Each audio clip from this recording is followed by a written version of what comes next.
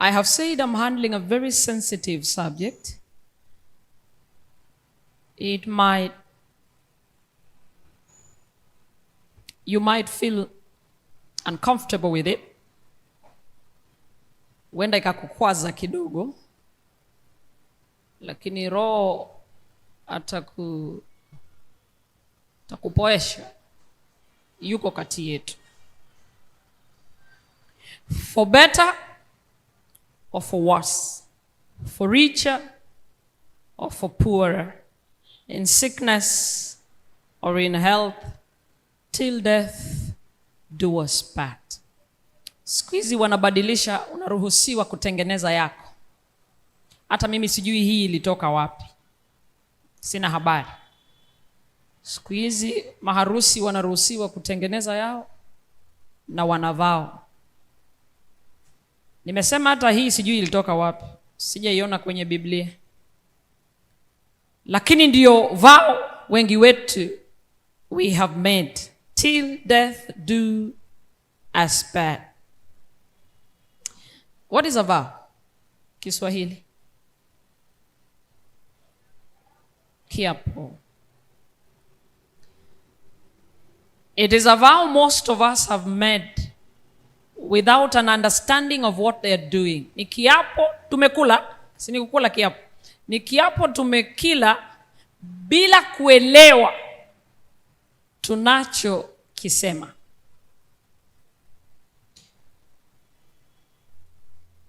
You cannot mess with. You cannot play with. You cannot fiddle with vows. Kiapo sio kitu cha mchezo. Sio kitu utajiingiza na baadaye ukasema haukujua. Kitakufunga.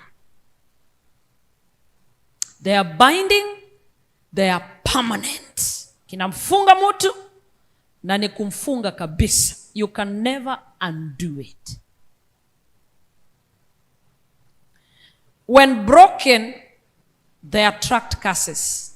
Unapoivunja ni kwamba inaleta laana.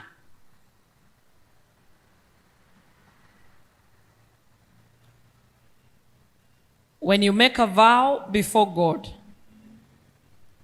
or to God, or in the name of God, unapokula kiapo mbele ya Mungu,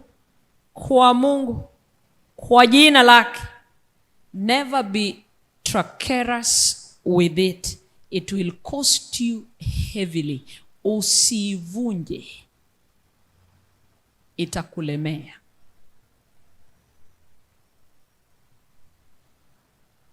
Ecclesiastes, hiyo sijui kwa Kiswahili. Mhubiri 5. Nenda nami katika kitabu cha Mhubiri 5, 2 hadi 6. Wapi ile Kiswahili mlikuwa mna project hapo? 2 hadi 6. Mstari wa 2. Do not be rash with your mouth. Do not, and let not your heart utter anything hastily before God. For God is in heaven and you on earth. Therefore, let your words be few. Usiseme maneno ya ujinga kwa kinywa chako, wala moyo wako usiwe na haraka kunena mbele za Mungu. Kwa maana Mungu yuko mbinguni na wewe upo chini. Kwa hiyo maneno yako na yawe machache.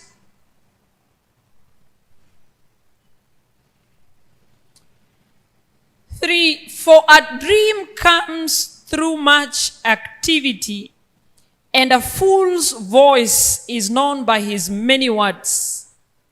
Nani anatuchezea huyo? Kwa maana ndoto huja kwa sababu ya shughuli nyingi, na sauti ya mpumbavu kwa njia ya wingi wa maneno. For when you make a vow to God, do not delay to pay it, for he has no pleasure in fools. Wewe ukimwekea Mungu nadhiri, usikawie kuiondoa, kwa kuwa yeye hawi radhi na wapumbavu. I like the way he calls it. When you make a vow to God and you delay to pay it, you are equal to a fool. Basi uiondoe hiyo ulioiweka nadhiri.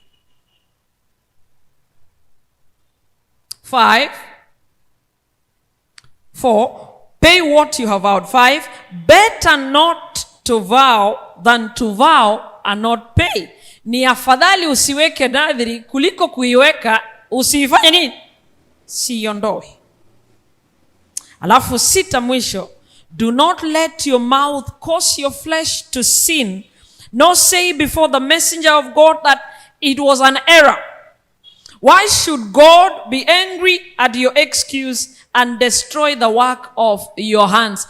Usikiache kinywa chako kukosesha mwili wako, wala usiseme mbele ya huyo malaika ya kwamba umepitiliwa, ilikuwa ni makosa. Kwani Mungu akukasirikiae sauti yako na kuiharibu kazi. Nafaa iwe kwa nini Mungu? Ama iko sawa? Kwani Mungu akukasirikiae sauti yako na kuiharibu kazi ya mikono yako.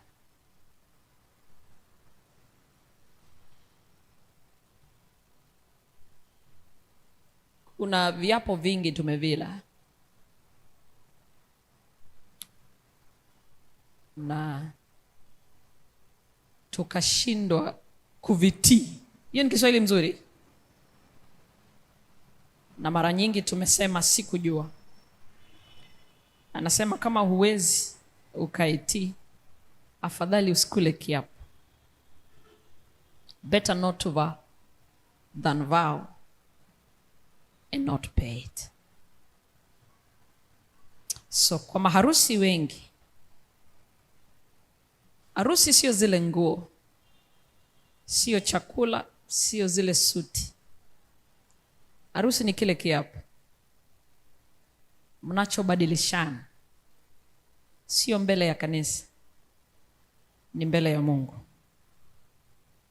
Na mara nyingi hatuielewi. Tuna haraka ya kwenda kuishi pamoja, tuna haraka ya usiku huo itakuwaje. Usikaelewe unachokisema ni nini. Unakula kiapo mbele ya Mungu inayokufunga. Ni kifo tu kitawatenganisha. And so interestingly enough,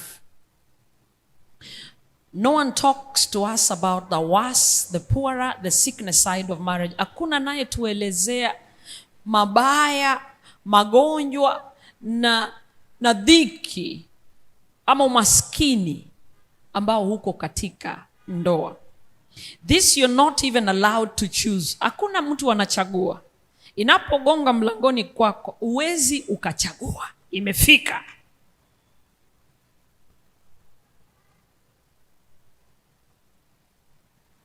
Yanakuja tu. Na uchagui siku. Wenda yakaanza mwaka wako wa kwanza.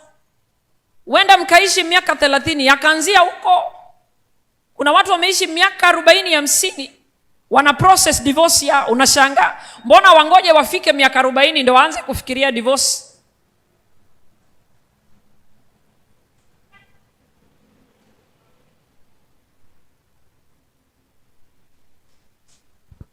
But you said, ulisema hadi kifo kitutenganishe.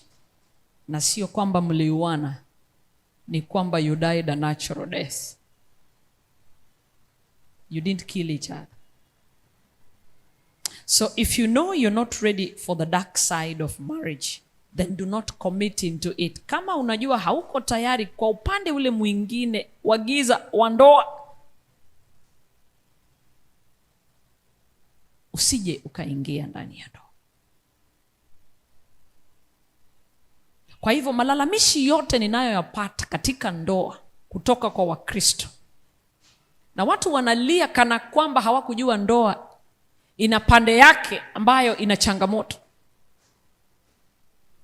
Kuna mazuri na kuna mabaya. Mume aliyokutoroka akakutelekeza, kuna wakati alikuwa mzuri, alikupenda, alikushughulikia vilivyo. Mbona ukasahau hayo mazuri kwa muda mchache wa machungu? Unayosema saa hizi hakujali, kule mbeleni alikujali. Why are we so fast to keep a record of wrong and forget the right that was ever done to us? Kuna mazuri aliyatenda, mbona yanafunikwa na haya machungu ya muda mchache?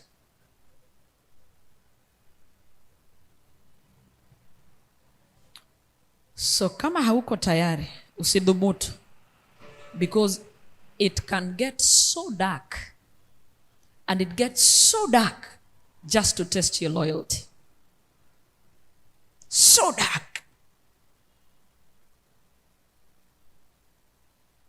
I don't know how long yours will take. Sijui yako itachukua muda gani. Yangu ilichukua miaka 17. 17 years of darkness. Deep darkness.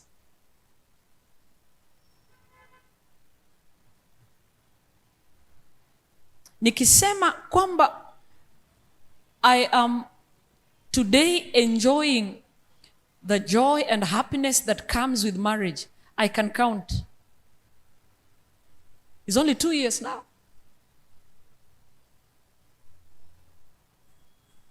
The Lord showed up just the other day. Hata sisi Mungu ametuonekania juzi tu, 2021, baada ya machungu.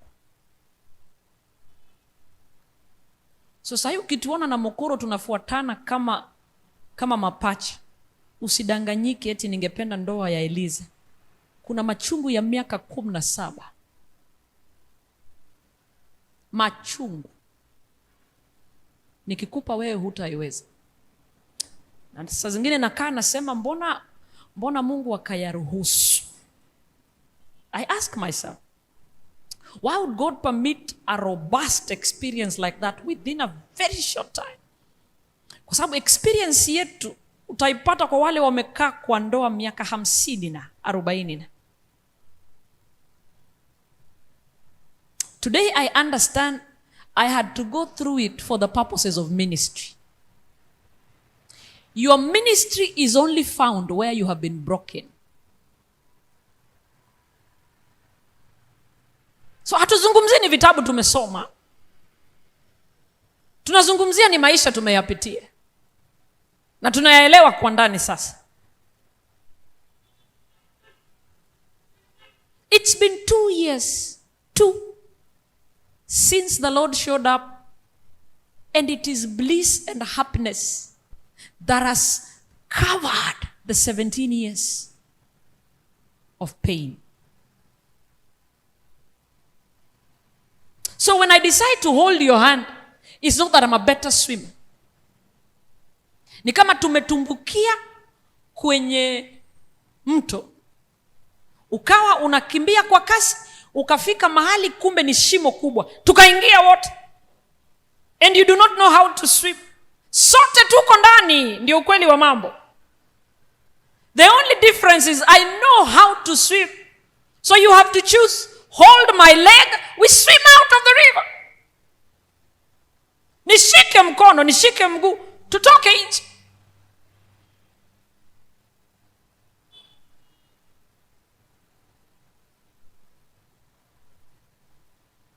Kwa hivyo unapokuja kuniona usilie sana ukadhani mimi niko sawa. Ni saa hizi tunaona raha ya ndoa. Yako pia itafika. Huenda yako ikachukua miaka 20 hata 40. So usiseme mbona ya mchungaji ilichukua 17 tu. Kuna yule itachukua hata 10 peke yake. Wengine ni 5 tu. The Lord does not stereotype his workings in people's lives. Namna alivyonifanyia mimi sio vile atakufanyia wewe. So tulia, wakati wako utafika.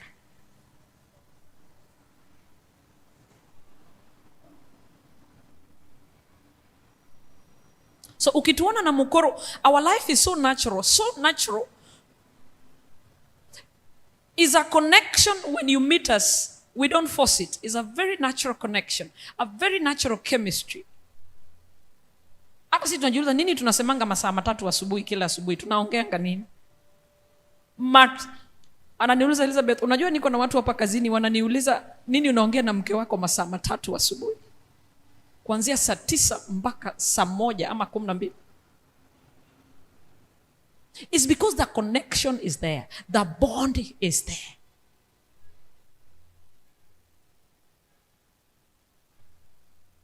Na hakuna rai sikia vizuri ati siku imepita hatuku connect. Hapo ndio tunafanya maombi yetu, ndio tunafanya Bible study yetu, hapo ndio tunagombana. Mokoro aliniambia kuna siku tutagombana na wewe nje ya madhabahu ya familia. Tutagombana na wewe kwenye madhabahu, at least utakumbuka Yesu amekaa hapa katikati yetu, utafunga mdomo kidogo. So niruhusu niyalete tu hapa kwenye madhabahu, ni machungu ya meze lakini tusonge mbele. So differences zetu zote atufichani, tunaiongea hapo kwenye madhabahu. Tunapofanya morning devotion yetu ni kali, utaipokea ilivyokuja. Hautapiga kelele, hautalia, kwa sababu Yesu amejaa hapo. Amejaa hapo hata hakuna vile unaweza kupiga kelele. Ukikumbuka yuko hapa, hakuna vile unaweza anza matusi hapo.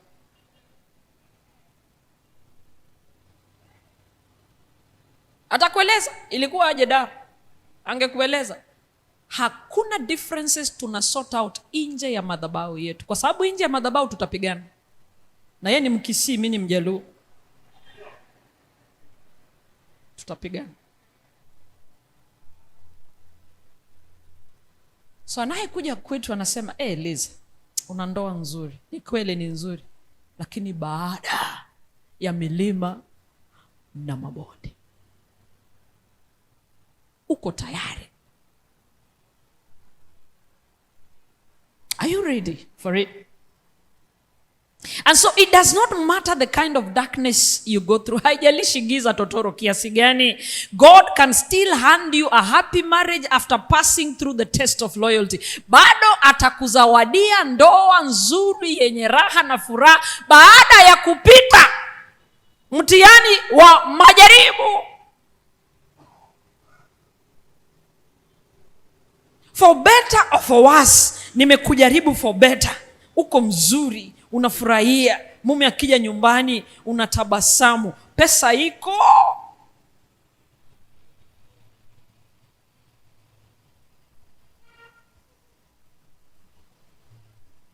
Sasa wacha nikujaribu upande ule mwingine, pesa imepotea.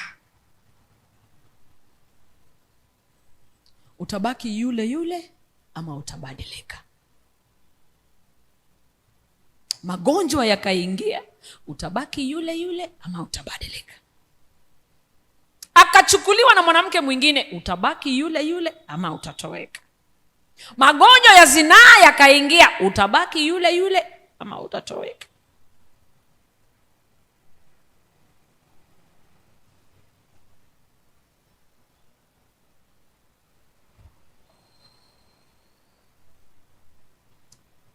That darkness can destroy many things, but just know, there's a speaker making a lot of noise. It's a darkness that can destroy many things, but I want you to know that the one that permitted you to go through it is light himself. Ni giza inayoweza kuharibu mambo mengi, lakini aliyekuruhusu ukayapitia, yeye mwenyewe ni mwanga.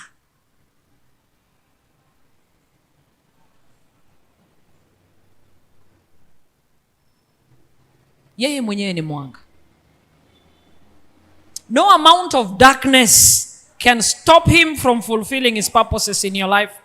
And for any lost, for any broken or destroyed thing along the way, he knows how to restore and make it beautiful. Unapoyapitia, chochote utakacho kipoteza atakirejesha.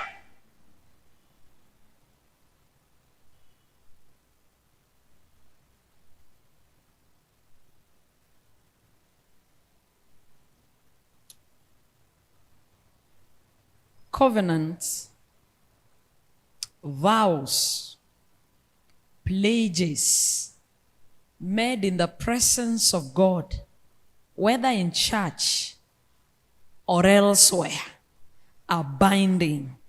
They can never be broken. So usije ukasema hata hivyo tu kufanya harusi we didn't exchange vows. Hata kama uli exchange hapa, uli exchange kwenye afisi za serikali, muli exchange kwenye mkahawa, naomba uwe mke wangu, unakubali? Ndio.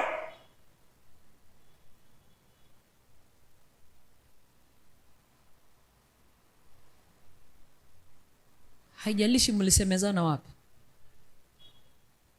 hauwezi ukaivunja, hairuhusiwi.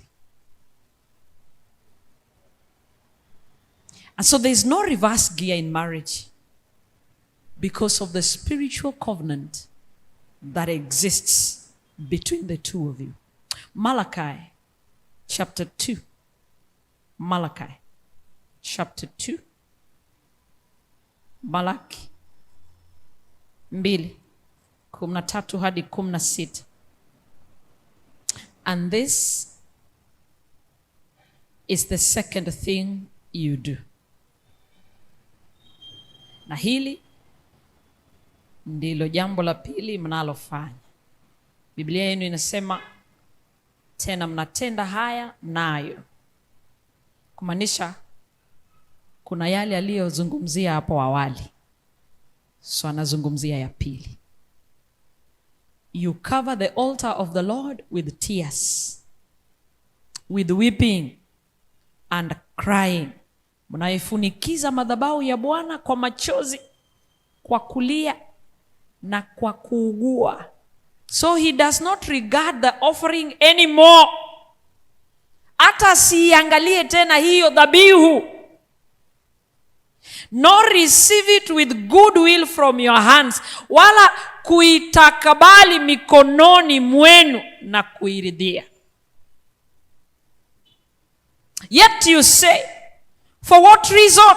14. Lakini ninyi mnasema, ni kwa sababu gani Mungu hajaikubali dhabihu yetu?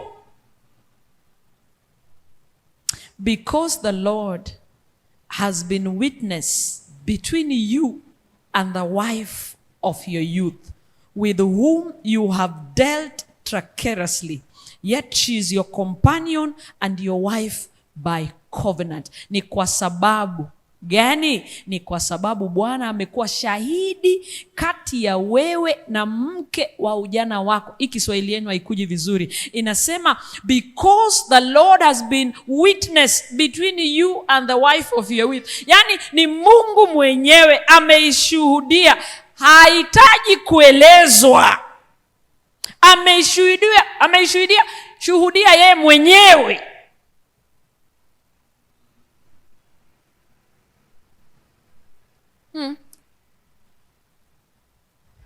Mekuwa shahidi kati ya wewe na mke wa ujana wako uliyemtenda mambo ya hiana, angawa yeye ni mwenzako na mke wa agano lako.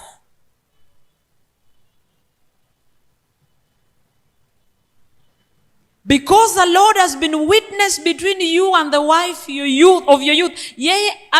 Yeye ndio shahidi kati yako na mke wa ujana wako. Niulize, mke wa ujana wako ni mke yupi? Naongea na wewe. Mke wa ujana wako ni mke upi? Unajua hii taa inanilenga macho, ndio maana waangalia hivi. Mke wa ujana wako ni mke yupi? Mataa yote yananilenga macho. Haina shida elda, hivyo ndio inafaa kuwa. Hata studio iko hivyo. Sasa inabidi wewe ndio uangalie watu hivi. Mke wa ujana wako ni mke yupi?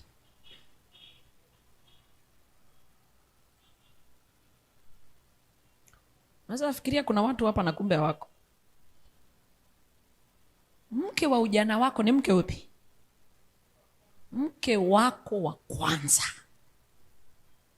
Anasema nimeshuhudia kati yako na mke wako wa kwanza.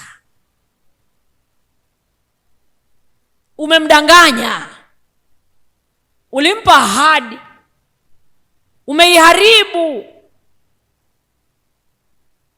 And she's your companion by covenant. Companion sijui ni nini kwa Kiswahili. Yaani ndio rafiki yako wa karibu, na sio rafiki tu, ni rafiki kwa covenant, agano.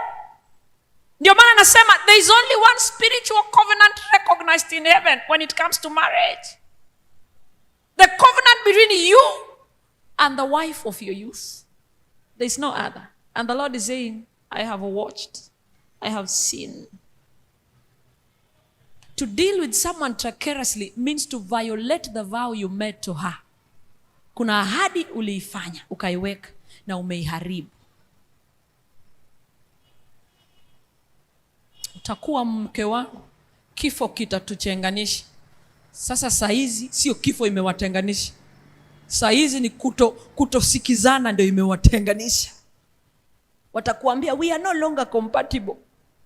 You ask them, what do you mean by compatibility? We are not. Yani siku hizi wamegawa mpaka compatibility. Wanakuambia we are not sexually compatible. Hey. Yani hawaambatani kingono.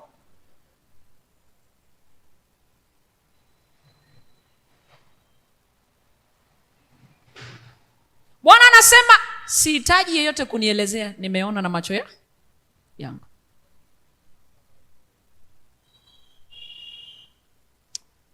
Alafu anasema 15. But did he not make them one? Somo hili tulizungumzia Jumapili. Having a remnant of the spirit, and why one? His 6 godly offspring.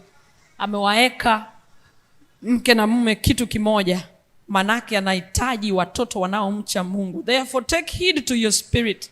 Yeye lengo yake ni anataka watoto wanaomcha Mungu. Anasema sasa elewa hivi.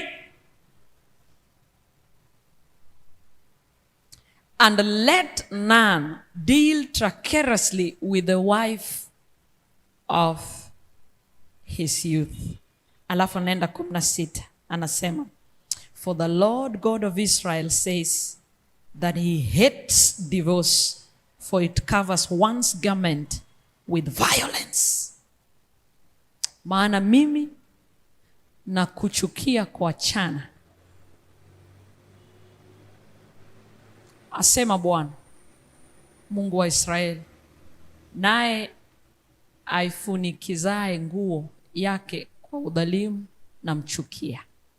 Asema Bwana wa majeshi, basi jihadharini roho zenu, msije mkatenda kwa hiana.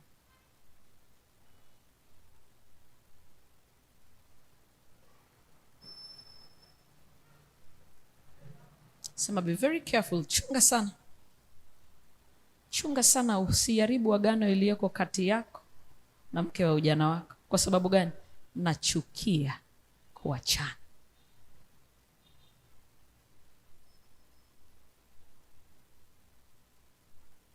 Sijui mbona leo kitu inapiga kelele. Nachukia kuachana. Naenda nanyi pole sana. And so if God hates divorce, kama Mungu anaichukia talaka, hakuna namna angeiruhusu popote pale, iwe agano la kale, iwe agano jipya.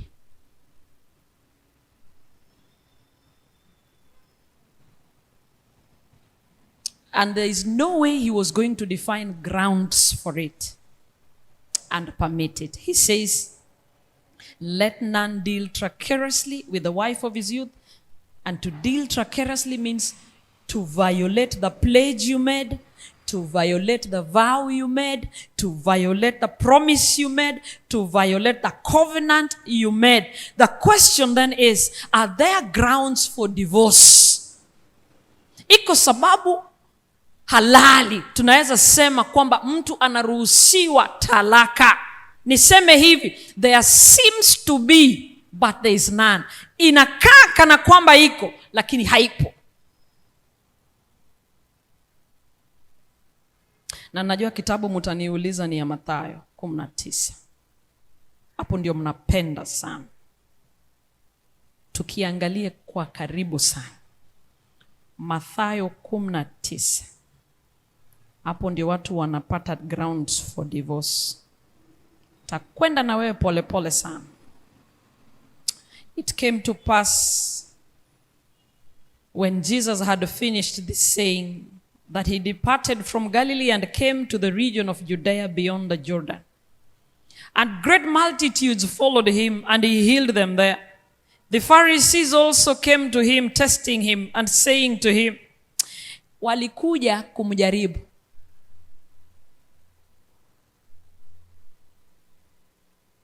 Is it lawful for a man to divorce his wife for just any reason? Je, ni halali mtu kumwacha mkewe kwa kila sababu? For any reason? Let me tell you. Today we differ. We divorce because we feel we are not compatible. And if you want to divorce today, you can never miss grounds for divorce.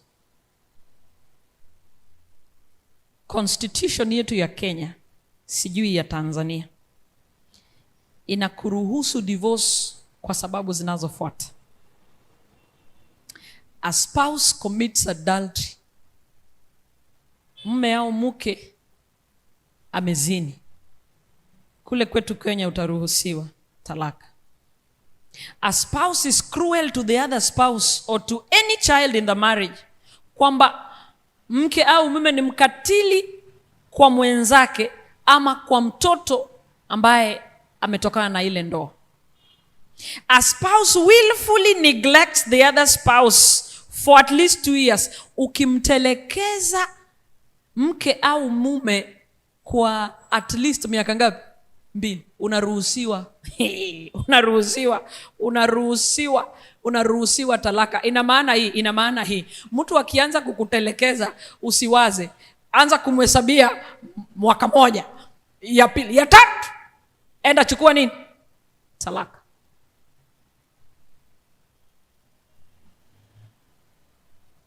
Wanauliza, ni halali kumwacha mke kwa sababu yoyote? Mimi nakupa sababu ambazo kwetu Kenya unapewa talaka. Mtu akikutelekeza tu akushughulikii at least miaka 2, unaruhusiwa kumwacha. Sababu nyingine, vitu vya ajabu. The couple have been separated for at least 2 years. Mumetengana at least miaka ngapi? Ndio maana nasema usiombe hata separation. Kama shetani anataka muachane, atahakikisha hiyo separation imeenda miaka ngapi? 2, na utaruhusiwa kumwacha.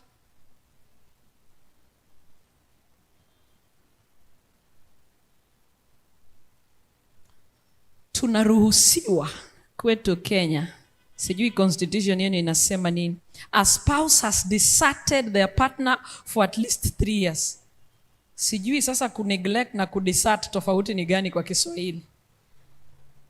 Unajua kuneglect ni kutelekeza, usimshughulikie. Kudesert ni kuachwa kabisa. At least miaka 3. A spouse has been sentenced to a term of imprisonment for life or for a term of 7 years or more. Kwamba mke au mume akifungwa jela kwa maisha ama at least miaka ngapi? 7 ama zaidi, unaruhusiwa kufanya nini? Kumwacha. Ndio hizo sababu wanazungumzia Wafarisayo.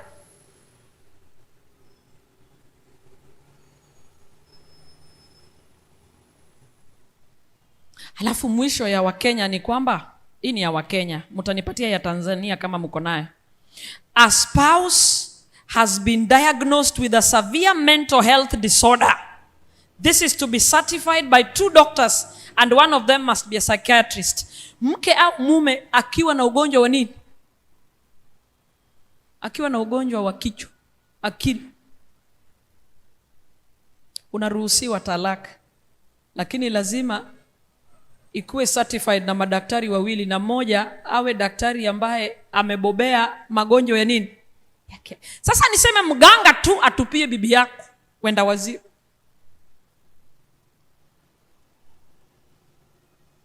unaruhusiwa talaka. Na sababu zingine nyingi. Nakwambia kama unataka kumwacha mtu huwezi ukakosa sababu.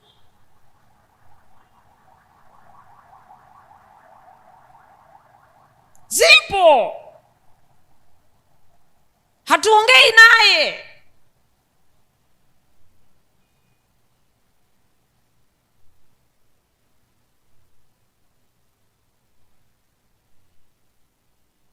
Sasa wanauliza, ni halali mtu kumwacha mke kwa sababu zozote zile? Sikiza jibu ya Yesu.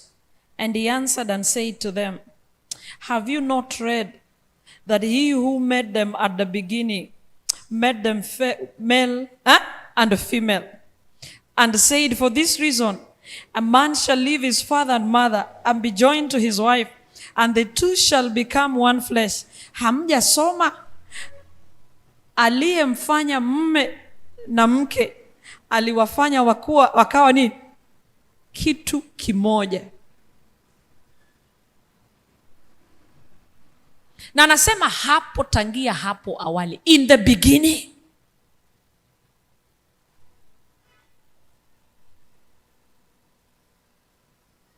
Swala lilikuwa rahisi sana. Ni halali mtu kumwacha mke kwa sababu zile zile, anawarudisha kule mwanzo aliyewafanya mke na mume.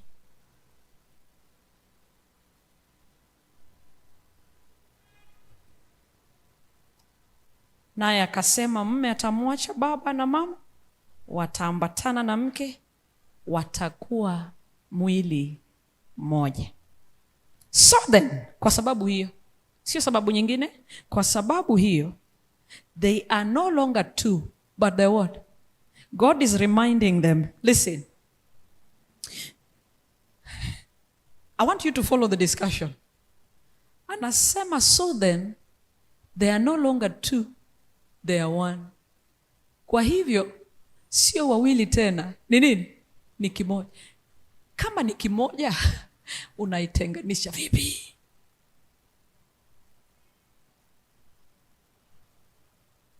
Marafiki utawatenganisha, ndugu na dada utawatenganisha. Katika ndoa, mke na mume si watu wawili tofauti, ni kitu kimoja, hakitenganishiki.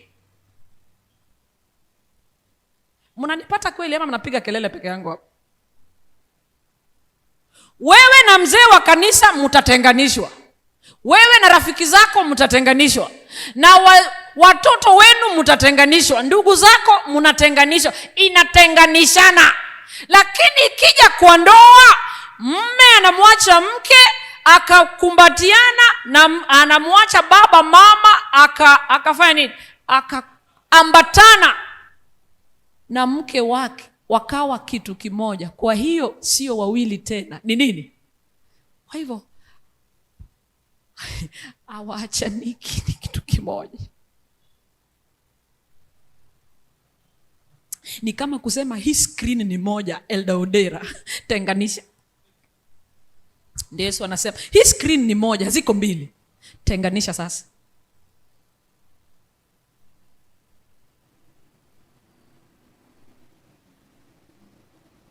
Haiwezekani. Ni kitu haiwezekani. It is impossible. It is not doable.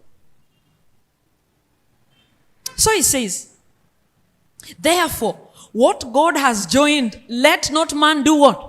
Separate. Ambacho amekiunganisha Mungu, mwanadamu asitenge. Mwanadamu ni kwamba pastor hana ruhusa ya kutenganisha wawili.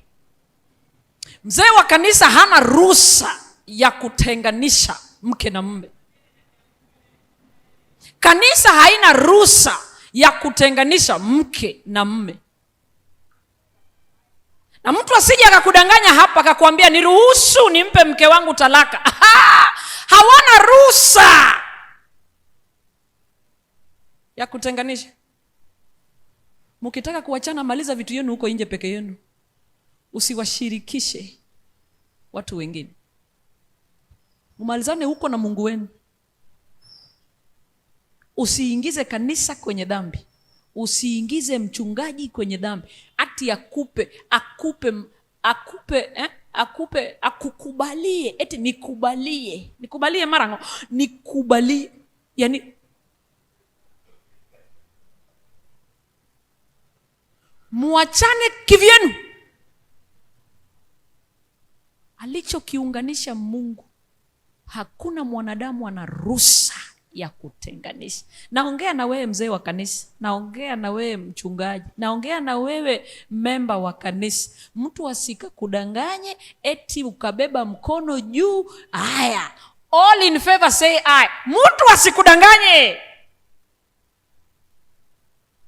Watu wakiona hawataki kuishi, wachanishike peke yao huko Dodoma.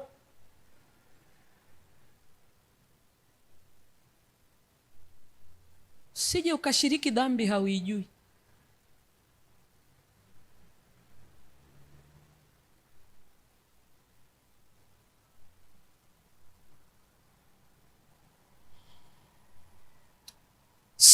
Tumemaliza hapo. 7. Then they say to him, wakamuuliza sasa, why did Moses command to give a certificate of divorce and put up? Kwa nini Musa alitukubalia? Kama unasema mtu asitenganishe, kwa nini Musa yeye? Musa si ni mtu? Kwa nini Musa yeye akakubali? Sikiza jibu lake. Akawaambia, Musa kwa sababu wa ugumu wa mioyo yenu aliwakubalia talaka. Lakini kuanzia mwanzo haikuwa hivyo. Mungu ni yule jana, leo na milele yote. Hajabadilika, habadiliki. Tangia mwanzo vinaendelea hivyo mpaka atakavyorudi. Kama kuna mtu aliwaruhusu, hakuwaruhusu eti ni Mungu aliruhusu. Aliruhusu kama mwanadamu, na ni kwa sababu ya ugumu wa mioyo nini? Yenu. Usije ukasema ni Mungu aliruhusu. Usijaribu.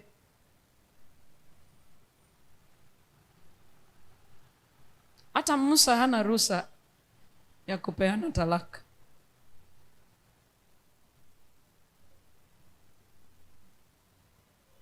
Najua ni chungu, inakuingia mbaya. Tulia tu, utapona. Niongee na madada ambao wanadanganywa kwamba mke wangu alienda. Mtu asikudanganye kwamba mke wangu tuliachana.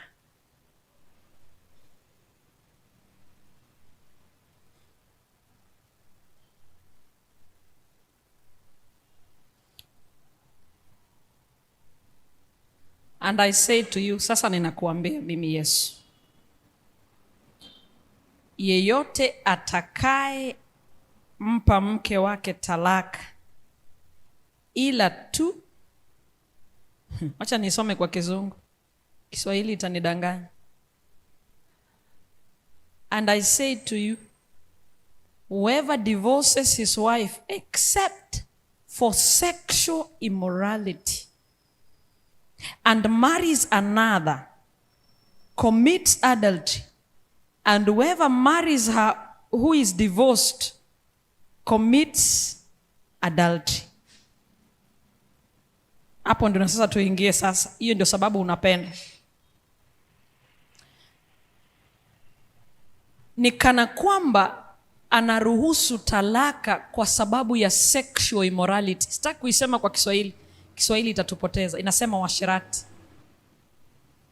Biblia haisemi hata adultery.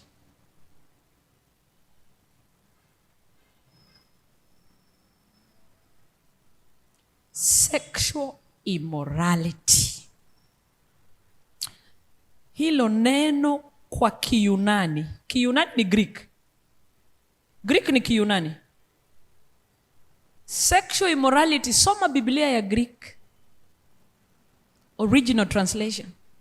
The word is porneia. So ni kama kusema, and I say to you, whoever divorces his wife except for porneia What is porneia? It means sexual and sensual, not just sexual, but also sensual excesses and indulgence and indulgence of every kind of extramarital, unlawful, or unnatural sexual intercourse. Narudia. Porneia means sexual and sensual excesses and indulgence of every kind of extramarital, unlawful, or unnatural sexual intercourse. And so hatuzungumzi uasherati peke yake. The Bible didn't say adultery, say sexual immorality. We are not talking about adultery alone. We are also talking about fornication. We are talking about pornography. We are talking about masturbation. We are talking about homosexuality. We are talking about incest, bestiality, prostitution. All those reasons warrant a divorce. Let me just take one example. One. Moja tu. Christ was brilliant. Let me just take one of them. Adultery. And I want you to be very candid with me. Usinidanganye. Bunduki ndio sina. Tukizungumzia uasherati, ukienda Mathayo 5, if I'm not wrong, Yesu anasema, he who looks at a woman lustfully commits what? Adultery in the what? Atakaye muangalia mwanamke akamtamani ametenda uasherati kwenye mawazo yake. Kwa Yesu dhambi haianzii unapoiona imetendeka. Kwa Yesu dhambi inaanzia kwenye nini? Mawazo. Sasa niulize, na usinidanganye, nitakupiga vibaya sana. Sisi hatujapatwa kitandani na mume ambaye sio wako ama mke sio wako. Hujapatwa. You have not been caught in bed. How many of us can lift their hands and say, I swear to God, I have never entertained that thought in my mind? Wangapi wataweka mikono yao juu na ukasema kwa kweli hata kwenye fikra sijatamani mtu? Na ngoja,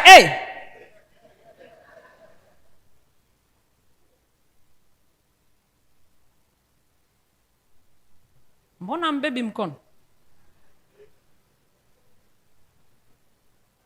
Pastor Metusela, nataka uangalie, simama unihesabie. Simama. Wewe ukiwa hapo ndani. Na head deacon na head elder what? Hatujashikwa.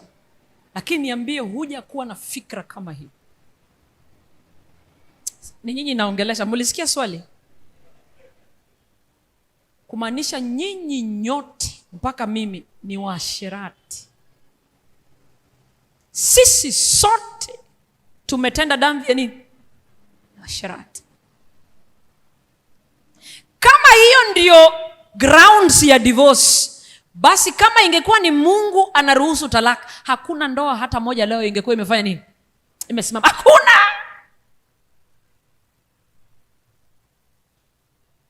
Hata moja.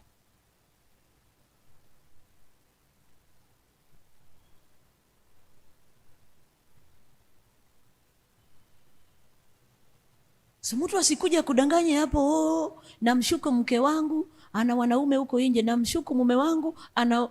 Muulize, wewe uliowaeka kwenye akili ni wangapi? Hiyo inatosha ndoa yako kumalizika. Ni swala gumu sana. Hao wanaomuuliza swali Yesu huyu alikuwa shawazungumzia kwenye Mathayo 5. So anazungumzia kitu anajua alishawafunza. Hii uasherati mnazungumzia nilishawafunza kwenye Mathayo 5. Nikawaambia atakaye mtizama mwanamke na kumtamani tayari amefanya uasherati na. Wanafunzi wake waliposikia hiyo jambo wakasema, hii ni kali. Wakasema kama hiyo ndio inafanyikia mtu aliyeoa, afadhali basi watu wasiingie kwenye nini? Kwenye ndoa. Ni vigumu hivyo. So, usidanganyike ukaleta hapa ajenda eti mtu anataka pewe ruhusa ampe mke wake talaka. Elewa, Kenya tunasema kieleweke. Kieleweke ni chama cha siasa. Kieleweke kwamba wanaotaka kuvote hiyo ajenda wote ni waasherati. Waasherati wanavote ndoa ya mwenzao ishe. Waasherati wanadiscuss ndoa ya mwenzao. Hata we mjinga kiasi gani upeleke ndoa yako mbele ya waasherati uimalize, si ujiulize wao mbona hawajamaliza yao?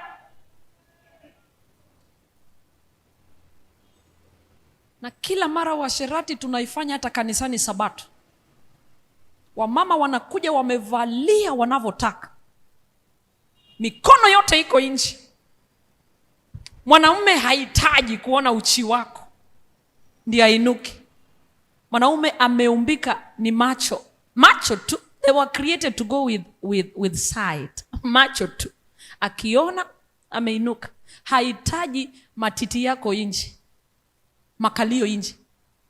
Hapa tu, hapa tu, hapa. Hata hii tu, hii. Unaona vile yetu ni kubwa, nyeupe. Hapa. We, wacha kufocus mguu yangu. Hii tu. Na ameshakutamani.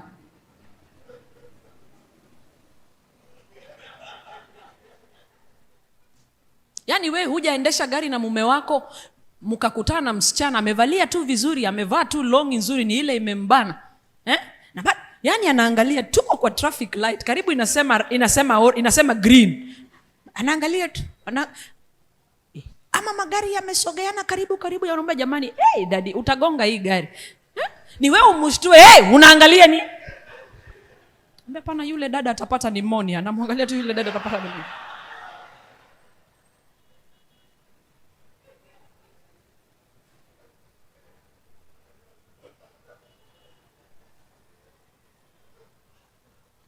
Hapa kanisani washerati tunatenda kuanzia asubuhi mpaka jioni.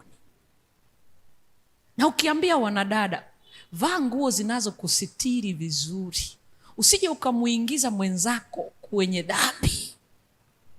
Matiti yako nje, miguu iko nje, mikono iko nje. Akakuvalia low cleavage kasonga chini na matiti alifinya kabisa na booster. Hata matiti nalia, jamani ninachoka, ninaumia. Mnaniumiza, sipumui.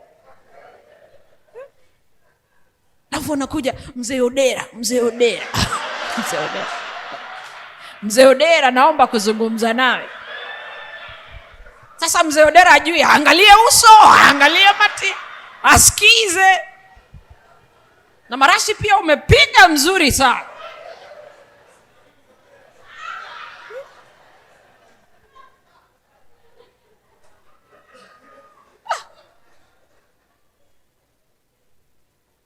Jamani kina dada, tuvae nguo zinazotusitiri. Sija kukataza kutembea uchi. Hata hot pant unaweza vaa, unaruhusiwa. Lakini kwa bedroom yenu na mume wako. Hatuna haja ya uchi wako, ni wa mume wako. Sisi hatuitaki, haitusaidii, inatuweka kwenye dhambi. Funika.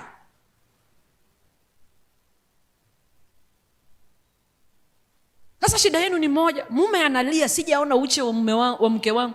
Kwa nyumba hutaki kukua uchi. Toka bafu umefunga towel, umefunga leso. Funga mpaka hapa juu. Unapaka mafuta, umefunga leso. Mafuta lotion anapaka, amefunga leso. Akiona inaenda kuanguka anaifunga vizuri. Leso yenyewe imeandikwa singenge ni ng'ombe. Funga. Alafu anavaa chupi kama amefunga leso. Anavaa chupi, alafu akitaka kuvaa bra ni nini? Mnaita braje? Brazia. Anasukuma, anafunga kwanza bra juu ya leso, ndiye anashusha, alafu anaingiza matiti. Na ni mume wake. Leso ni kanga. Alafu anavaa ile skati yake juu ya leso, ndiye anavuta leso. Alafu anavaa blouse, ndiye anavuta leso chini. Mume wake huyo. Mume analia. Mume aliniandikia swali kwa somo la familia. Ambia, sijaona uchi wa mke wangu muda mrefu. Takwenda kulala, anakaa kule jikoni mpaka masaa. Wacha hii biashara ya kuosha vyombo mpaka saa 8. Wacha mpaka aoshe vyombo, aoshe nyumba, atandike mpaka viti. Alafu ndiye anakuja pole na zile nguo, anazima steam, anaingia kitandani. Anasema, sijaona uchi wake miaka mingi na sielewi ni kwa nini. Huyo mume wako huyo unaibika naye. Sasa wanawake hawataki hiyo uchi hutaki kuonyesha mwenye uchi, na kanisani unataka uje uchi.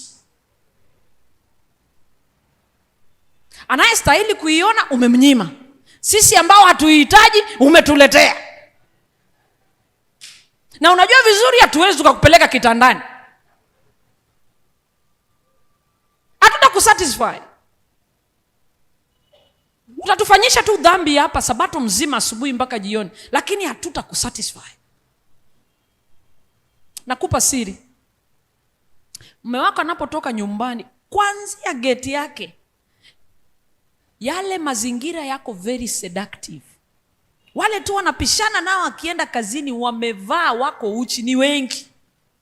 Akiingia kwa ofisi ni uchi tu. Wanawake ambao wanajua kuvalia masiketi fupi na ka official shirt kazuri, na akavaa na heels zikainua matako yake.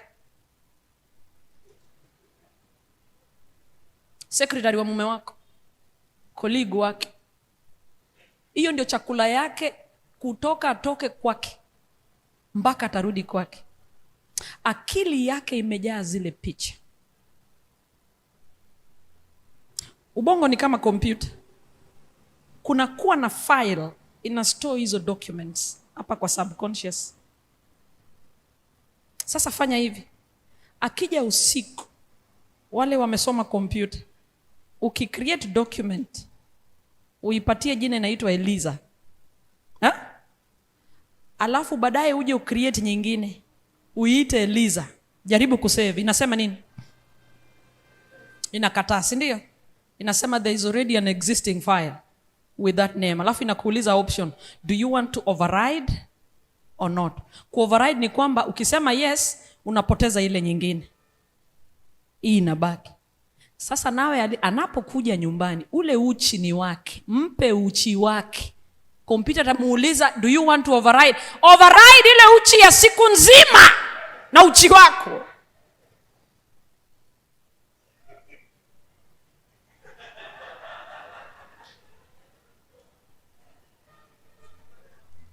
Mafaili ya nje huko, toa. Wacha yako ndo ibaki kwenye akili.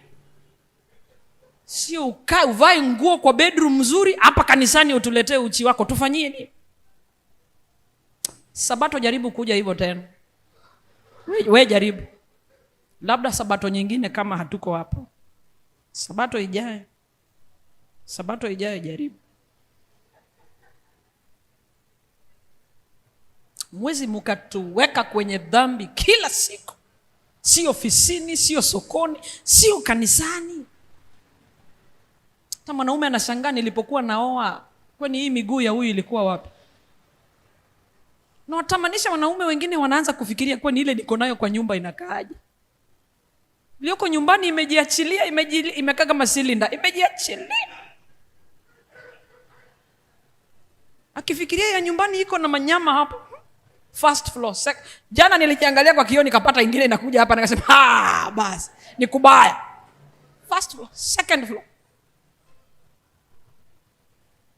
Hii yote imefika huko chini mpaka ikafunika sehemu za maana.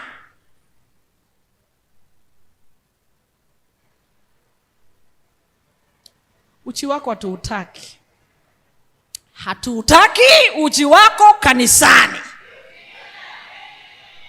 Kama mume wako ndiye amekuambia unakasima, tena anakuambia my husband told me I look good. Hii sio territory ya bwanako. Hii ni territory ya Mungu. Ya bwanako iko huko kwenu. Hata hivyo unatusumbua, ako wapi hapa saa hii? Saa hii si uko hapa peke yako. Ako wapi hapa kanisani? Ako wapi? Kanisa hatajui gate iko wapi. Anakuweka pale, unaingia, anaenda. Na unatuambia my husband ako wapi? Si uzungumzie basi hata mzee mwenye tunamwona kanisa, tunaweza ongea naye tumwambie, wewe uniambia nini mke wewe? Wewe jaribu kuja hapa tena hiyo. Mumetuchosha. Utakuja hapa unatuambia unataka divorce.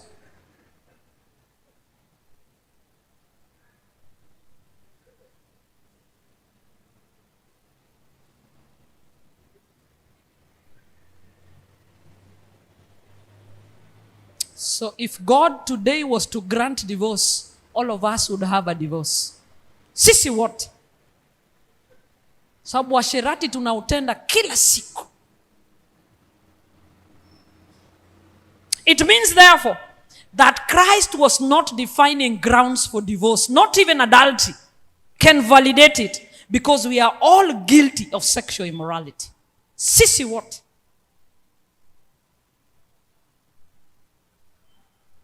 And he goes ahead to say, anyone that divorces his wife and marries another commits adultery. Yeyote atampa talaka mke wake na aoe mwingine anatenda nini?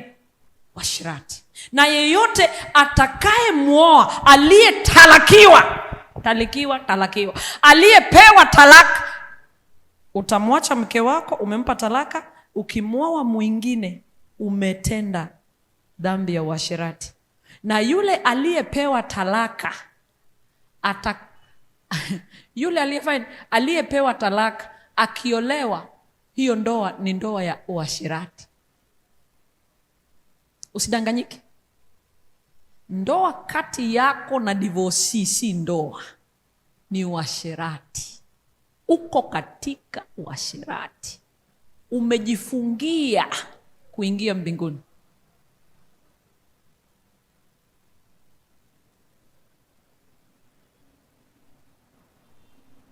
Iko wale wanawake wamedanganywa, mke wangu alikufa, na kuna mke alikufa. Kama mtu atakwambia mke wake alikufa, akupeleke kwenye kaburi, akutolee video ya matanga, akupe death certificate, uhakikishe kweli alikufa. Kuna ndoa nyingi wanawake wanalia, alinidanganya kuwa mke wake alikufa, hata mama yake akathibitisha. Siku hizi hakuna matanga bila video. Iko akupatie. Naongea na watoto wadogo. Aliniambia mke wake alienda, wana process divorce. Wewe huko unaingia katika uasherati.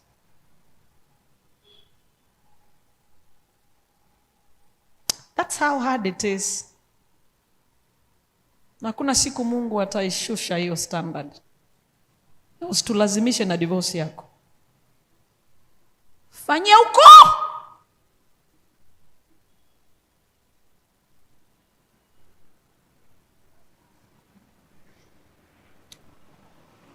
What What if you choose to depart from your husband? Kuna uwezekano mnaweza amua kuachana, sikatai. Sikiza vile Biblia inasema. Paulo pia hajabadilisha msimamo. 1 Corinthians chapter 7. Hata Paulo hajabadilisha msimamo. Sikiza 10 to 11. Nazungumzia walioolewa, walioko kwenye ndoa. Now to the married I command, yet not I but the Lord. Nazungumzia walioko kwenye ndoa, na si mimi nazungumzia. Nani anazungumza? Bwana. Sikiza sasa. Hakuna kitu kimebadilika. A wife is not to depart from her husband. Mwanamke asimwache mume wake. But even if she does depart, atakapomwacha, let her remain unmarried. Abaki hivyo single. Or be reconciled to her husband. Amrudie mume wake. And her husband is not to divorce his wife. Paulo alielewa Kristo anazungumzia nini. Anasema mambo ni mawili. Mtakapoachana, uko na options mbili. Option ya kwanza, ukiwachana na mume wako au mke wako, bakia single. Na kama huwezi baki single, rudi kwa mume wako. Hizo ndio options ziko. Hakuna nyingine. Kenya tunasema hivyo ndo kunaendanga.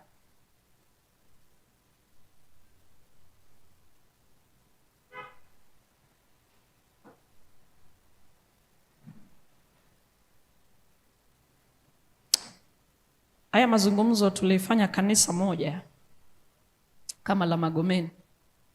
Kama la Magomeni vipi? Ni yale makanisa ya who is who in Dar es Salaam. Who is who in Kenya. Sio makanisa ya watu hivi. Kukawa hapo na appellate judge. Sijui appellate judge wa Kiswahili ni nini. Ni rafiki yangu. Appellate judge. Tukafanya haya mazungumzo, wakaniuliza maswali. Akasema niruhusu nizungumze kama jaji wa mahakama. Mimi mwenyewe miaka mingi nimekulia pesa kupitia kesi za divorce. Siku hizi sichukui kesi yoyote ya divorce. Kwa nini?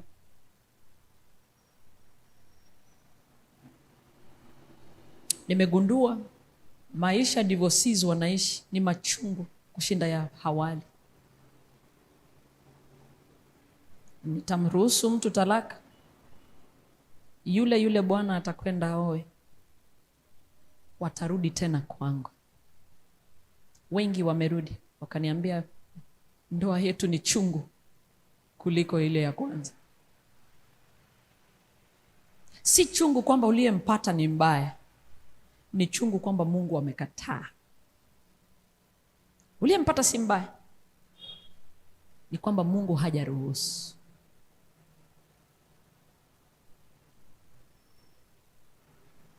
Kwa hivyo haina baraka yake. Usijipumbaze.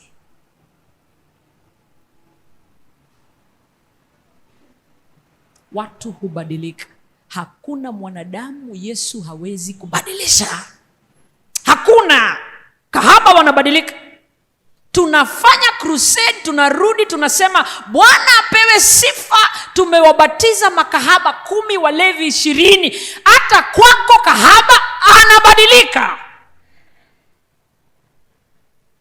Mbona usherekee kahaba wa nje na una wako hapa kwa nyumba? Hapa ndani kwako kuna mlevi. Ulipofanya crusade ukamuokoa yule, hata huyu anaokoka. No one is too broken for the carpenter of Nazareth to repair. Hakuna. And there is no one beyond God's power to redeem. No one. Give God a chance. Why should you lock yourself out of heaven for an adulterous relationship? Why? I don't even want to talk about pornography and masturbation. We are dealing with families that are constantly feeding on masturbation and pornography. It is an addiction. Married people, wameoana, but they are addicted to masturbation, they are addicted to pornography. Shida ya pornography ni kwamba the image you have in the head is not the image on the bed. Sijui kama unanipata. Picha ulioko nayo kichwani sio ile iko kwa kitanda. Saa hiyo unalala nayo. Na mara nyingi ni standard iko juu sana, mke wako hawezi akaifikia. Inabidi you engage. Hey, yule yako kwa akili ndio umridhishe huyu. Na hizo ndio ngono watu wanafanya wakiwa katika height ya ngono. Analala na mke lakini akilini analala na yule wa pornography. Yule kahaba wanafanya naye anal sex, oral sex. Ngono ya mdomo na ya huku nyuma. Mtu asikudanganye eti nipe na huku nyuma. Asikudanganye, atakuharibu. Usiruhusu.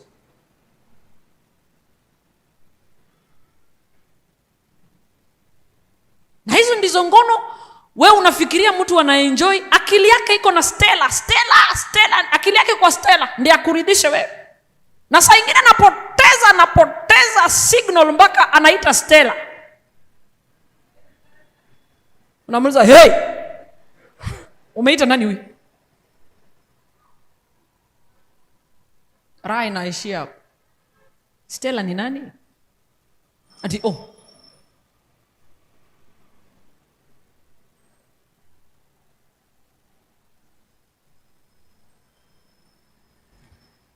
Kwa upole tu na mnisamehe. Divorce hairuhusiwi. Aliyesema naichukia hakuna mahali ameiruhusu. Kama ni talaka, sisi wote basi hatuna ndoa. Sababu sisi wote ni wazinifu. Na kuombea sana usifike hapo. Ukiwa na hayo mawazo, kuwa tayari kuishi single. Ukiwa na hayo mawazo, mtu anaweza choka, lakini uwe tayari pia kuishi single. Kwa mama aliniambia, "Pastor, nimechoka. Tulishawachana." Nikamuuliza, "Ni mdomo tu?" Akasema, "Kama kuna kitu sitaki kufikiria hata kukizungumzia ni ndoa. Sitaki. Naichukia na roho yangu yote." Kumwambia, "Nakupa muda." Alinipigia juzi akaniambia, "Pastor, nilikuwa nataka tuombe pamoja." Amebadilisha sauti. "Nilikuwa nataka tuombe pamoja." Ambia, "Tunaombea nini?" "There is this man. I think he likes me and I like you. Naulizia tu maoni yako kama tunaweza ingia kwenye urafiki." Kamuuliza, "Naongea na pepo, naongea na wewe? Si wewe yule uliniambia utaki kusikia chochote kuhusu ndoa na uoni kama utaolewa tena?" Man was created a social being. We were never made to dwell in solitude. Usijidanganye. Hata wale watu wako single, hujaolewa mpaka sasa, sababu you're playing hard to get. You're still waiting for your type, ambaye yako na gari usiyojua ilitoka wapi.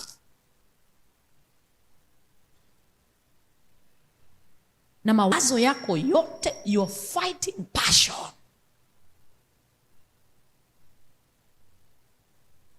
Single but married, single struggling with masturbation, single struggling with sex toys, single but struggling with pornography. Oleka!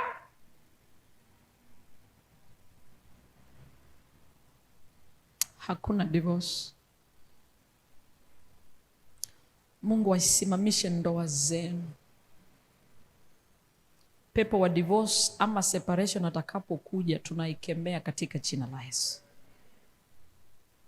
Usilazimishwe, usishurutishwe kushirikishwa katika divorce process ya mtu. Walivyoanza waimalize wenyewe.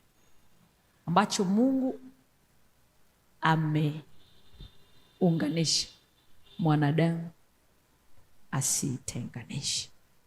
Si hata Musa, sio kanisa, sio jaji, sio nani.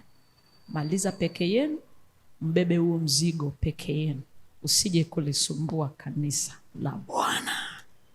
Tutakaporuhusu, tutafungulia watu wote. Dada yule atasema, mlimruhusu fulani, mbona mimi mnanikataza? Na kama we ni mzee wa kanisa na utakuwa na divorce, you have no moral authority to advise any marital issues. Hauna hiyo nguvu.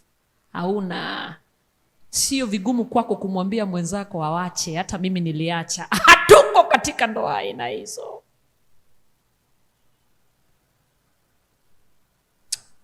Mungu wetu awabariki. Poleni kwa kuwafokea. Hakuna mahali mtanipeleka.